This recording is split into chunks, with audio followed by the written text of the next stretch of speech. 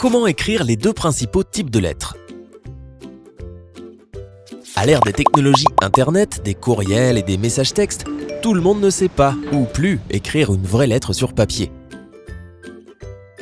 Mais pourtant, dans certains cas, une lettre manuscrite peut donner un poids psychologique supplémentaire à ton message.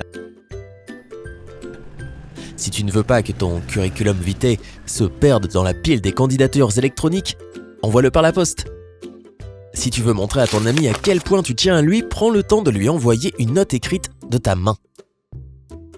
Ne panique pas si tu n'as jamais écrit une lettre de ta vie. Dans cette vidéo, tu vas apprendre à écrire les deux principaux types de courrier et à vraiment être bon à ça. Avant de commencer à regarder, n'oublie pas de t'abonner à notre chaîne et d'activer les notifications. Il y a beaucoup de vidéos utiles et informatives sur Sympa, alors n'en rate aucune. Lettres officielles et lettres de motivation. Quand devrais-tu opter pour une lettre officielle? Utilise-la lorsque tu écris à quelqu'un que tu ne connais qu'à titre professionnel, un établissement public, une entreprise, un employeur potentiel, la direction de l'entreprise pour laquelle tu travailles. D'abord, tape la lettre sur ton ordinateur, puis imprime-la. Il existe différents types de logiciels d'édition que tu peux utiliser pour ce faire. Microsoft Word, TextEdit ou OpenOffice.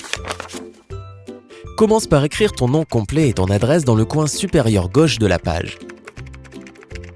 Si tu représentes une entreprise, écris son nom et son adresse. Après cela, tu dois sauter 2 lignes et taper la date à laquelle tu crées la lettre. Utilise la date complète, par exemple, le 9 septembre 2018. Saute 2 lignes supplémentaires et ajoute les coordonnées du destinataire. Tu dois mentionner leur titre et leur nom au complet, ou le nom de l'entreprise ou de l'organisation, ainsi que leur adresse complète. Saluer correctement est un élément important d'une lettre officielle. Utilise soit le nom de famille, soit le prénom et le nom de famille, mais jamais seulement le prénom pour t'adresser à quelqu'un. Si tu connais le titre du poste de la personne mais pas son nom, n'oublie pas qu'il est parfois possible de trouver le nom d'une personne en ligne. Essaie d'abord de surfer sur Internet. Si tu écris à une organisation et que tu ne connais pas de contact spécifique, utilise les salutations « Cher monsieur ou madame » ou « À qui de droit ». Rappelle-toi que ces salutations sont un peu démodées, alors essaie de ne pas les utiliser si ce n'est pas complètement nécessaire. Dans le corps de ta lettre, présente-toi en mentionnant ton nom au complet et le titre de ton poste. Explique pourquoi tu écris cette lettre. Dans une lettre officielle, il faut utiliser un vocabulaire particulier. Souviens-toi que toutes les questions doivent être formelles. Pas « Pouvez-vous m'aider ?» mais « Pourriez-vous me fournir un appui ?» Les contractions doivent être évitées. N'utilise les mots que dans leur sens littéral. Rédige des textes courts et simples. Chaque phrase doit compter. La lettre terminée doit faire moins d'1 page. Finis ta lettre sur une note positive. Par exemple, tu peux encourager le destinataire à te contacter dès que possible ou s'il a des questions. Tu peux aussi exprimer l'espoir que d'autres communications suivront. N'oublie pas la formule de courtoisie. Il s'agit d'une phrase d'approbation qui témoigne de ton appréciation et de ton respect pour la personne à qui tu t'adresses. Voici quelques exemples de formules de courtoisie. Meilleure salutation, meilleurs vœux, respectueusement, respectueusement votre, sincèrement, sincèrement votre, cordialement, cordialement votre, avec reconnaissance, avec mes sincères remerciements.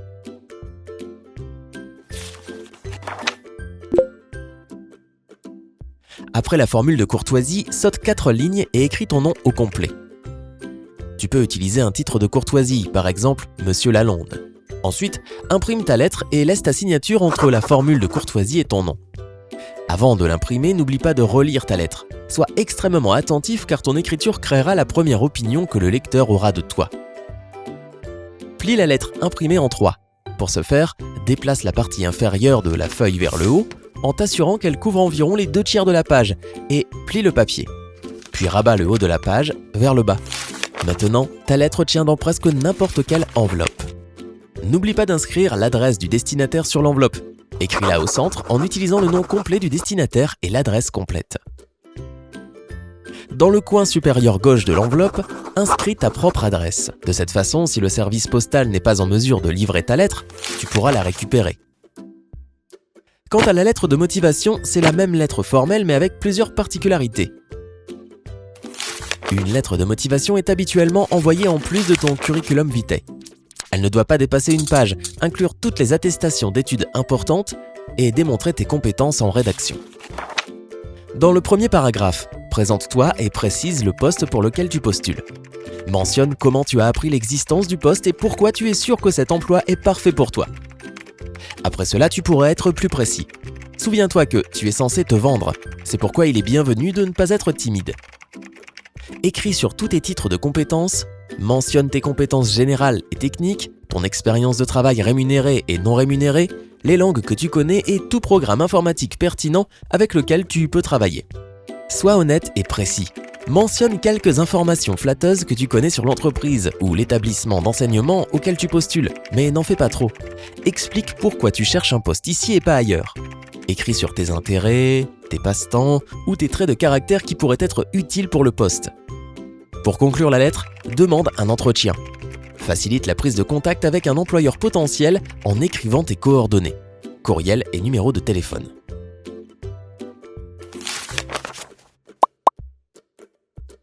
Lettres informelles et semi-formelles.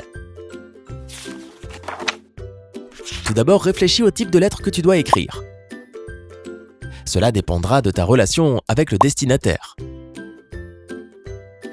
Si tu veux envoyer une lettre à un ami ou à un membre de ta famille, tu peux choisir un style informel. Si tu écris à un parent âgé ou à une connaissance, il est préférable de choisir un style semi-formel. Tu devrais commencer par une salutation, et elle devrait être appropriée au style de la lettre. Si c'est une lettre semi-formelle, ce serait une bonne idée de commencer par la salutation « bonjour » ou « cher ». Après le mot que tu as choisi, utilise soit « monsieur » ou « madame », soit le prénom de la personne à qui tu écris, selon la façon dont tu t'adresses à cette personne habituellement. Si ta lettre est informelle, des salutations telles que « salut » ou « coucou » suivies du prénom feront l'affaire. Après la ligne de salutation, pose des questions sur le bien-être du destinataire. J'espère que tu vas bien est approprié pour une lettre semi-formelle, tandis que « comment ça va » ou « comment tout se passe pour toi » peut être utilisé dans une lettre informelle. Une fois que cela a été fait, passe au but principal de ta lettre, qui dans les lettres semi-formelles et informelles est la communication d'une information. Écris tes nouvelles en détail. Essaie d'être positif et ne remplis pas la lettre de colère. Le lendemain, tu te sentiras mieux, mais la lettre sera déjà en route vers son destinataire. Après avoir écrit sur tout ce qui se passe dans ta vie, il faut encore finir la lettre correctement. Voici quelques lignes de conclusion appropriées pour une lettre semi-formelle ou informelle. J'ai hâte d'avoir de tes nouvelles. J'attends ta réponse avec impatience. À bientôt. J'ai hâte de te voir. Montre aussi les sentiments que tu as pour le destinataire. Termine une lettre semi-formelle par meilleurs vœux, meilleures salutations ou sincèrement. Dans une lettre informelle, tu peux écrire même baiser, gros bisous ou affectueusement. L'étape finale consiste à mettre la lettre dans une enveloppe, à y apposer un timbre et à l'envoyer au destinataire. Selon toi, qu'est-ce qui est le plus cordial, une lettre ou un courriel ? Si tu votes pour une lettre, dis-nous pourquoi dans les commentaires. Si tu préfères toujours les emails, appuie sur le bouton j'aime. Qui sait, peut-être qu'un jour tu auras besoin de savoir comment écrire une vraie lettre sur papier.